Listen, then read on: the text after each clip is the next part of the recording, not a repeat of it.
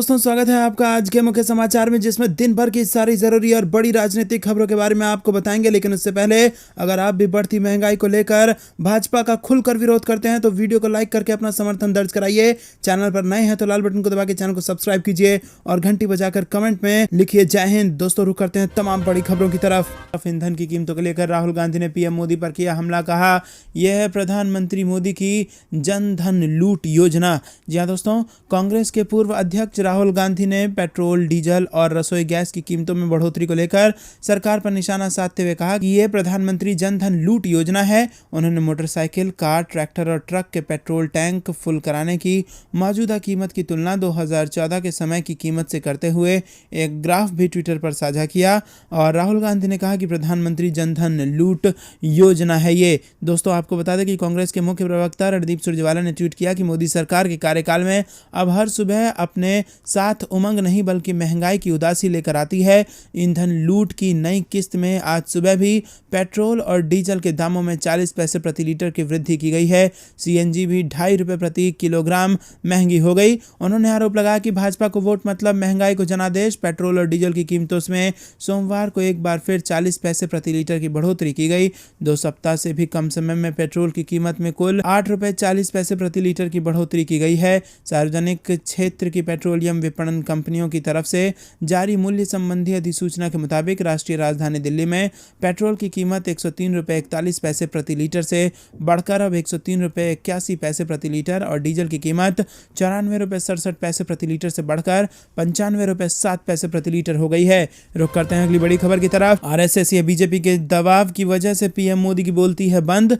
करौली की घटना को लेकर सीएम अशोक गहलोत ने मोदी सरकार को घेरा। जी हाँ दोस्तों, राजस्थान के मुख्यमंत्री अशोक गहलोत ने 2 अप्रैल को करौली में धार्मिक जुलूस के दौरान हुए पथराव का ठीकरा बीजेपी पर फोड़ते हुए प्रधानमंत्री नरेंद्र मोदी को घेरा। सीएम अशोक गहलोत ने कहा कि एनडीए की सरकार बनने के बाद एक बार फिर लिंचिंग की घटना हुई है और इस घटना के बाद प्रधानमंत्री नरेंद्र मोदी ने कहा था कि वो लिंचिंग करने वाला असामाजिक तत्व है। सीएम गहलोत ने कहा कि पीएम के उस बयान का देश ने स्वागत किया था, लेकिन आरएसएस या भाजपा का उन पर दबाव पड़ा होगा और इसके बाद से उनकी बोलती बंद हो गई है और उसके बाद से वो नहीं बोले हैं कुछ। राजस्थान के सीएम ने कहा कि पीएम को आगे आना चाहिए और हिंसा की निंदा करनी चाहिए, भले ही इसके लिए कोई भी जिम्मेदार हो। कानून व्यवस्था कायम रहनी चाहिए। हिंदू हो, मुसलमान हो, जो भी असामाजिक हो, उसे सजा मिलनी चाहिए। गहलोत ने आगे कहा कि प्रधानमंत्री देश को संबोधित करें और हिंसा की निंदा करें। देश में कानून का राज रहे और सबसे बड़ी जिम्मेदारी प्रधानमंत्री और गृह मंत्री की है। वो देश में शांति स्थापित करने की अपील करें और वो कहें कि वो हिंसा बर्दाश्त नहीं करेंगे। दोस्तों, रुक करते हैं अगली बड़ी खबर की तरफ। तेल की बढ़ती कीमतों को लेकर ममता का केंद्र पर निशाना। बोली सीबीआई ईडी का इस्तेमाल की बजाय पीएम बुलाएं सर्वदलीय बैठक। जी हां दोस्तों, पश्चिम बंगाल की मुख्यमंत्री ममता बनर्जी ने ईंधन की आसमान छूती कीमतों को लेकर सोमवार को भाजपा के नेतृत्व वाली केंद्र सरकार पर जमकर निशाना साधा। उन्होंने मौजूदा आर्थिक समस्याओं के समाधान के उपाय तलाशने के लिए केंद्र से एक सर्वदलीय बैठक बुलाने की मांग की थी। ममता ने आरोप लगाया कि केंद्र सरकार ने गैर भाजपा शासित राज्यों में भगवा दल द्वारा किए जा रहे अत्याचारों से ध्यान भटकाने के लिए पेट्रोल, डीजल की कीमतों में वृद्धि की है। राज्य सचिवालय में बातचीत में तृणमूल कांग्रेस प्रमुख ने कहा कि वृद्धि से निपटने के लिए केंद्र के पास कोई योजना नहीं है और इस संकट के लिए भाजपा जिम्मेदार है और ये उत्तर प्रदेश चुनाव में जीत के बाद देश के लिए उसका रिटर्न गिफ्ट है। ममता बनर्जी ने कहा कि विरोधी दलों के खिलाफ सीबीआई और ईडी जैसी जांच एजेंसियों का इस्तेमाल करने के बजाय केंद्र को मौजूदा आर्थिक समस्याओं का हाल तलाशने के लिए एक सर्वदलीय बैठक बुलानी चाहिए। दोस्तों, रुक करते हैं अगली बड़ी खबर की तरफ, जिसमें आपको बता दें कि मोदी सरकार के ड्रीम प्रोजेक्ट में नीतीश सरकार फिसड्डी। सीएजी की रिपोर्ट में खुलासा, बेकार पड़े हैं अरबों रुपए। जी हाँ दोस्तों, गंगा की सफाई के लिए केंद्र सरकार की नमामि गंगे योजना में बिहार सरकार फिसड्डी साबित हुई है। नियंत्रक एवं महालेखा परीक्षक की रिपोर्ट में खुलासा हुआ है कि बिहार सरकार ने फंड के बड़े हिस्से का अब तक इस्तेमाल ही नहीं किया है। राजधानी पटना में सीवरेज इंफ्रास्ट्रक्चर को मजबूत करने के लिए ये पैसा आवंटित किया गया था। दोस्तों, बिहार विधानसभा में हाल ही में रखे गए सीएजी रिपोर्ट में कहा गया है कि इस योजना के तहत 4 वित्त वर्ष में 684 करोड़ रुपए का इस्तेमाल करना था, लेकिन Bihar state Ganga river conservation and programme management society की ओर से इसका इस्तेमाल नहीं किया गया। रिपोर्ट में कहा गया कि ऑडिट से पता चलता है कि 2016-17 से 19-20 के बीच केवल 16 से 50% फंड का ही इस्तेमाल किया गया है। National mission for clean Ganga ने पिछले फंड का इस्तेमाल सुनिश्चित किए बिना अगली किस्त जारी कर दी है, जिससे BGCMS के सेविंग अकाउंट में 683.10 करोड़ रुपए बेकार पड़े रहे। रुक करते हैं अगली बड़ी खबर की तरफ। अखिलेश यादव का बीजेपी पर हमला, कहा पीड़ित मां ने बीजेपी ऑफिस के बाहर आग लगा ली। जी हां दोस्तों, आपको बता दें कि समाजवादी पार्टी के राष्ट्रीय अध्यक्ष व पूर्व मुख्यमंत्री अखिलेश यादव ने सोमवार को बीजेपी पर जमकर हमला बोला। उन्होंने कहा कि बीजेपी दफ्तर के बाहर पीड़ित मां का न्याय की गुहार लगाते हुए खुद को आग लगा लेना बेहद दुखद है। एटा में कर्ज से डूबा किसान खुदकुशी के लिए मजबूर हो गया है। कानपुर देहात में खेत में मिट्टी का खनन होने से परेशान किसानों ने भी आत्महत्या का रास्ता चुना है। ये बीजेपी राज में कानून व्यवस्था का हाल है। अखिलेश यादव ने कहा कि बीजेपी की पिछली सरकार में 5 लाख नौकरियां दिए जाने का दावा किया गया था, जिसका डाटा आज तक सार्वजनिक नहीं किया गया है और किसी को नहीं मालूम कि किसको कहां नौकरी मिले। अब भाजपा सरकार 100 दिन में 10,000 नौकरियां देने का वादा कर रही है और इनकी करनी और कथनी को सभी ने देखा है। भाजपा सरकार की नई घोषणाएं महज झांसा हैं। सपा अध्यक्ष ने कहा कि युवाओं की नौकरी रोजगार के प्रति भाजपा सरकार पूरी तरह संवेदन शून्य है। बेरोजगारों के कारण नौजवान आत्महत्या करने को मजबूर हैं और मेरठ में बीजेपी नेता के गुंडों का एक गरीब वेज बिरयानी वाले की लाचारी का फायदा उठाकर उसकी रोजी रोटी को तहस नहस कर देना सरकार के जंगल राज का प्रतीक है। दोस्तों, रुक करते हैं अगली बड़ी खबर की तरफ। किसान और सरकार के बीच फिर तकरार, अब SKM ने ठुकराई समिति से जुड़ी ये पेशकश। जी हां दोस्तों, संयुक्त किसान मोर्चा ने सरकार की प्रस्तावित समिति में शामिल होने की पेशकश को ठुकरा दिया है। किसानों का कहना है कि सरकार ने लिखित के बजाय फोन कॉल पर आमंत्रण भेजा था। प्रधानमंत्री नरेंद्र मोदी ने बीते साल 3 कृषि कानूनों को वापस लेने का फैसला किया था। साथ ही उन्होंने किसानों की मांग को लेकर एक समिति का प्रस्ताव भी दिया था, जिसके बाद प्रदर्शनकारियों ने 13 महीने लंबे आंदोलन को खत्म कर दिया था। किसान नेता दर्शन पाल ने कहा कि कुछ भी लिखित में नहीं था। एक फोन कॉल आया जिसमें हमें 2 सदस्यों को नामित करने के लिए कहा गया। ये अड़ियल रवैया है। SKM के अनुसार 22 मार्च के कृषि सचिव संजय अग्रवाल ने किसान नेता युद्धवीर सिंह को कॉल किया। उन्होंने प्रधानमंत्री के आदेश पर गठित होने वाली समिति के लिए 2-3 नाम मांगे। दोस्तों, रुक करते हैं अगली बड़ी खबर की तरफ।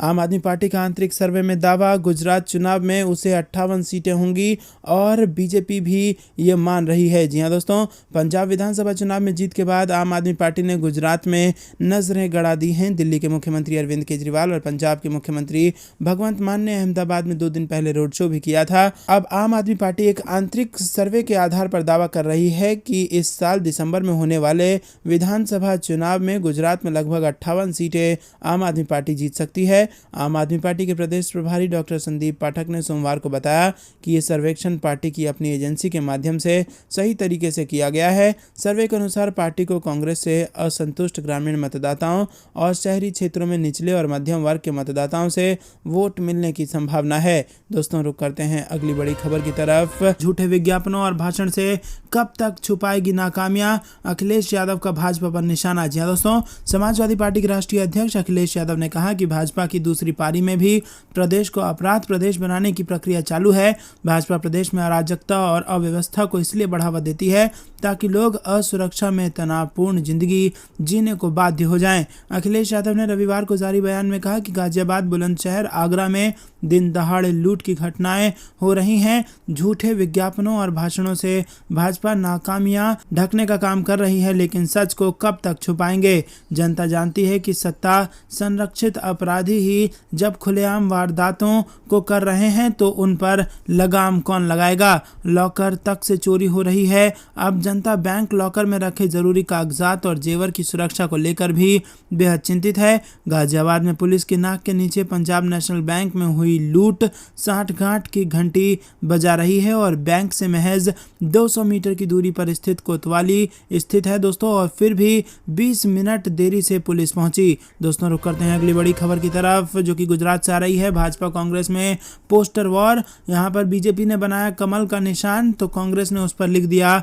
सिलेंडर का दाम। जी हां दोस्तों, आपको बता दें कि गुजरात में इस साल चुनाव होना है और ऐसे में भारतीय जनता पार्टी और कांग्रेस ने अभी से ही चुनाव प्रचार की तैयारियां शुरू कर दी हैं।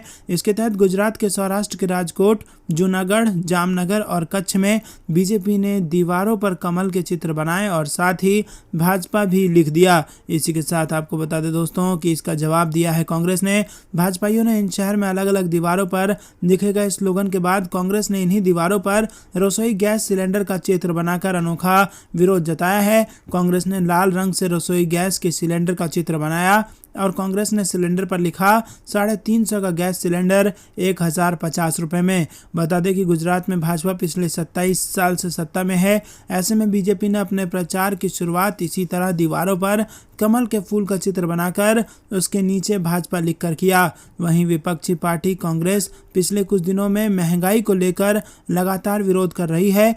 कांग्रेस ने यूथ विंग के जरिए जहां सौराष्ट्र में बीजेपी ने चुनाव चिन्ह कमल बनाया, तो वहीं कांग्रेस ने विरोध के तौर पर महंगाई दर्शाता गैस सिलेंडर बना दिया। रुक करते हैं अगली बड़ी खबर की तरफ। आम जनता को बड़ा झटका, 12 घंटे में 2 बार बढ़े सीएनजी के दाम। जी हां दोस्तों, पेट्रोल डीजल के बाद अब सीएनजी के दाम आसमान छूने को तैयार हैं। दरअसल दिल्ली में पिछले 12 घंटे में 2 बार सीएनजी महंगी हो गई है और सोमवार के दिन सुबह सीएनजी के दामों में 2.5 रुपये प्रति किलो की बढ़ोतरी दर्ज हुई है और अब इस तरह से दिल्ली में सीएनजी के दाम 64 रुपये 11 पैसे प्रति किलो हो गया है और ये दाम आज से लागू हो चुका है। बता दें कि इसके पहले बीते रविवार देर रात सीएनजी के दाम 80 पैसे बढ़ाए गए थे और वहीं इसके पहले देश की राजधानी दिल्ली में बीते शुक्रवार को सीएनजी की कीमत बढ़ी थी। रुक करते हैं अगली बड़ी खबर की तरफ। तेल कीमतों में बढ़ोतरी को लेकर राहुल गांधी का केंद्र सरकार पर हमला, शेयर किए आंकड़े, कहा यह है लूट योजना। जी हां दोस्तों, कांग्रेस के वरिष्ठ नेता राहुल गांधी ने तेल की कीमतों में बढ़ोतरी को लेकर केंद्र सरकार पर निशाना साधा। उन्होंने अपने ट्विटर अकाउंट पर एक तस्वीर शेयर की जिसमें 2014 में भारतीय जनता पार्टी के सत्ता में आने के बाद से तेल की कीमतों में बढ़ोतरी का जिक्र किया गया है और इसके कैप्शन में राहुल गांधी ने लिखा है कि ये प्रधानमंत्री जन धन लूट योजना। राहुल गांधी ने यहाँ 2014 से पहले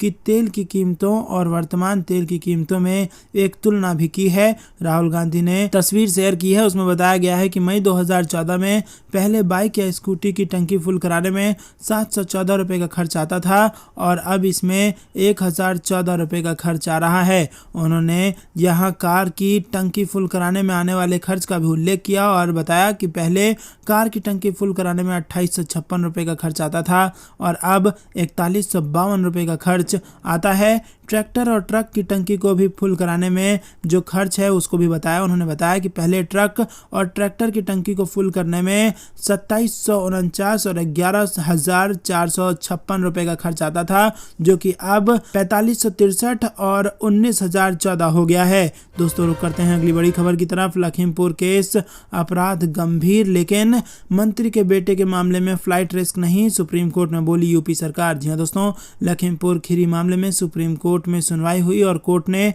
आशीष मिश्रा की जमानत रद्द करने की याचिका पर फैसला सुरक्षित रखा। CJI NV Ramana, justice Suryakant और जस्टिस हिमा कोहली की स्पेशल बेंच ने इस मामले पर सुनवाई की। एसआईटी की निगरानी कर रहे हाईकोर्ट के रिटायर्ड जज ने आशीष मिश्रा की जमानत रद्द करने की अपील करने की सिफारिश की। जज ने यूपी सरकार को चिट्ठी लिखी और सुप्रीम कोर्ट ने चिट्ठी पर यूपी सरकार से जवाब मांगा। कोर्ट ने पूछा कि आशीष मिश्रा की जमानत रद्द करने की अपील को लेकर यूपी का क्या रुख है। सुप्रीम कोर्ट ने पंजाब और हाई कोर्ट के रिटायर्ड जज जस्टिस राकेश कुमार जैन की चिट्ठी को राज्य सरकार और याचिकाकर्ता को देने को कहा था। दोस्तों रुक करते हैं अगली बड़ी खबर की तरफ।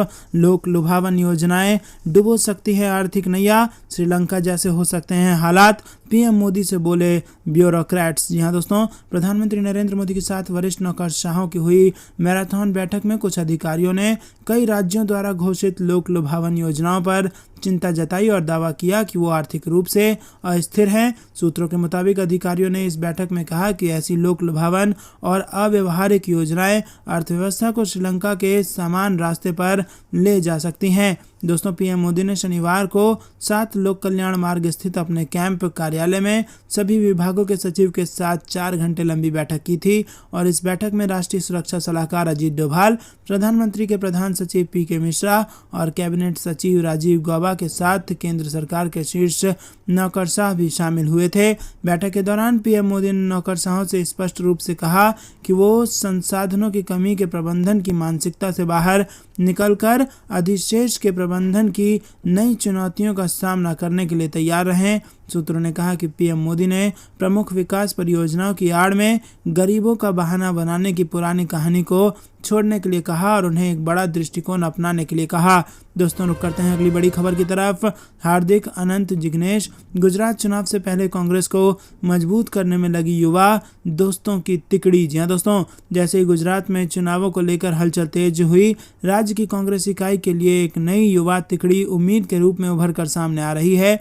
इन दोनों वंशदास से विधायक अनंत पटेल, वडगाम से विधायक जिग्नेश मेवाणी और पाटीदार नेता हार्दिक पटेल एक साथ मंच साझा करते दिख रहे हैं। रुक करते हैं अगली बड़ी खबर की तरफ। 41 डिग्री वाला टॉर्चर, अगले 4 दिन और बढ़ेगी गर्मी, दिल्ली से गुजरात तक लू का अलर्ट। जी हां दोस्तों, देश की राजधानी दिल्ली समेत उत्तर एवं मध्य भारत के राज्यों में पिछले कुछ दिनों से गर्मी का सितम जारी है। मौसम विभाग के अनुसार लगातार शुष्क मौसम रहने के कारण उत्तर पश्चिम भारत में भीषण गर्मी पड़ रही है। वहीं फिलहाल लू यानी हीट वेव से राहत मिलने की संभावना नहीं है।